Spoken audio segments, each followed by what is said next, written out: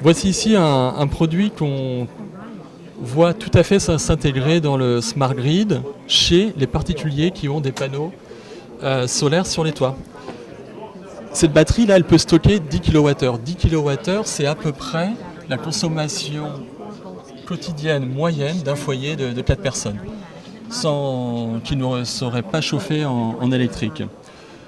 Ces batteries ont vocation à recevoir l'énergie produite par les panneaux solaires pendant la journée, pendant les heures de pointe où peut-être les habitants ne sont pas dans la maison, et les batteries vont restituer cette énergie le soir quand les gens rentrent chez eux mais qu'il n'y a plus de soleil.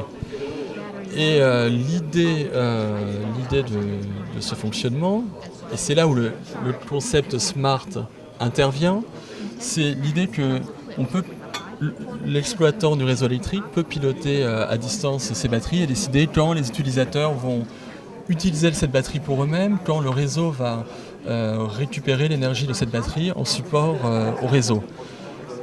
C'est une petite batterie, on l'a vu. On peut aussi mettre dans le smart grid à d'autres points du réseau électrique, par exemple sur des interfaces entre les réseaux de transmission et distribution électrique, ce type de batterie.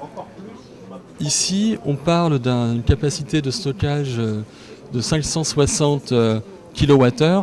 Ça représente l'équivalent de 60 fois la capacité stockée dans la première batterie. Ce type de batterie, alors là c'est une batterie qui est containerisée, avec son habitacle, avec tout le système de gestion interne. Et cette batterie a vocation à venir en support du réseau électrique pendant un quart d'heure, 30 minutes ou plus. La multiplication de ce qu'on appelle la génération distribuée sur le réseau électrique, c'est-à-dire on parle d'un système aujourd'hui où les grosses centrales arrosent en étoile les consommateurs en électricité, et on va vers un système où il y a différents points des réseaux électriques, où il y a des points de production, par exemple les panneaux solaires sur les particuliers.